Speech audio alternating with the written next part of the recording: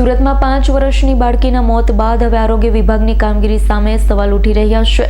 તો ધારાસભ્ય કુમાર કાનાણીએ આરોગ્ય મંત્રીને પત્ર લખી અધિકારીઓની કામગીરી સામે ગંભીર આક્ષેપો કર્યા. સુરતમાં ફૂડ પોઈઝનિંગની ઘટનામાં 5 વર્ષની બાળકીના મોત બાદ મામલો હવે રાજકીય સ્તરે પણ ગરમાયો છે.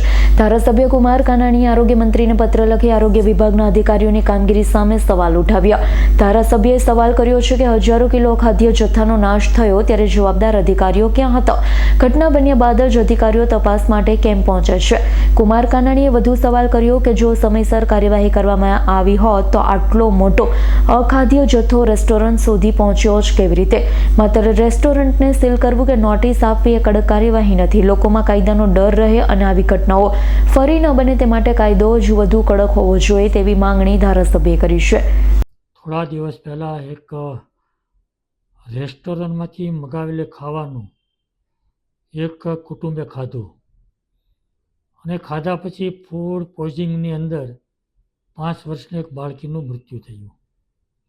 આવા સમાચાર આવ્યા છે અને આ સમાચાર આવ્યા પછી આરોગ્ય વિભાગ સફાળું જાગ્યું છે અને અમે કડક કાર્યવાહી કરીશું એવી વાતો કરી અને અસંખ્ય જગ્યાએ તપાસ કરવામાં આવી છે.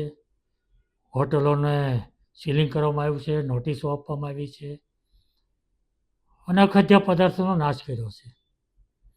મારો પ્રશ્ન એ છે કે આ 5 વર્ષની બાળકીનું ફૂડ પોઈઝનિંગની અંદર જો મૃત્યુ થયું હોય તેની તટસ્થ તપાસ થવી જોઈએ, એનું કારણ જાણવું જોઈએ.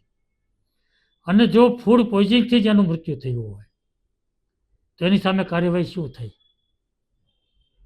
કડક કાર્યવાહી એટલે શું? કડક કાર્યવાહી એટલે શું? કડક કાર્યવાહી રેસ્ટોરન્ટ ઉપર જઈ તપાસ કરે, અખાદ્ય પદાર્થો પકડાય નાશ કરવો, એને કડક કાર્યવાહી કહેવાય? નોટિસ આપી દેવાની એને કડક કાર્યવાહી કહેવાય? સીલિંગ કરી 2-5 દિવસ 10 દિવસ હોટલ બંધ રહીને ફરીવાર ખુલી જાય એને શું કડક કાર્યવાહી કહેવાય? આ કડક કાર્યવાહીથી આ બધી વસ્તુઓ બંધ થવાની છે, ભેળસેળ બંધ થવાની છે. સ્વચ્છતા જો રેસ્ટોરન્ટની અંદર શું ગંદકી દૂર થઈ જવાની છે, સ્વચ્છતા આવી જવાની છે. આવી કાર્યવાહીથી કંઈ થવાનું છે? આ દેખાડો છે, આ કોઈ કડક કાર્યવાહી નથી.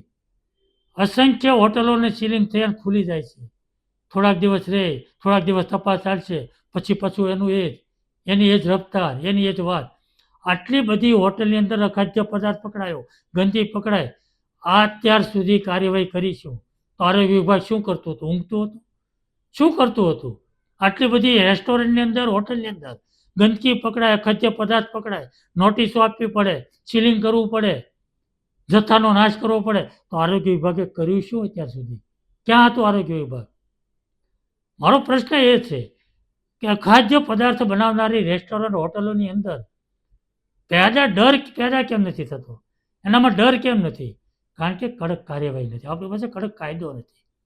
કડક કાયદો બને, કડક કાયદાનો પ્રમાણિકપણે કડક અમલ થાય, લોકોને સજા થાય તો લોકોને ડર પેદા થાય.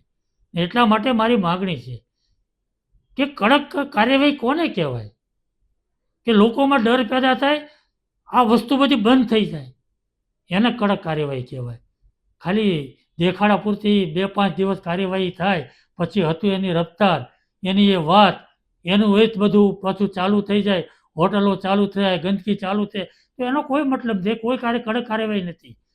અને એટલા માટે મારી લાગણી અને માગણી છે કે આવા માફિયાઓ ઉપર કડક કાયદાનો શિકંજો કસવો જોઈએ, કડક કાયદો બનાવી અને એની સામે કડક કાર્યવાહી થાય એવી મારી માગણી છે. Bureau report S9 news Surat.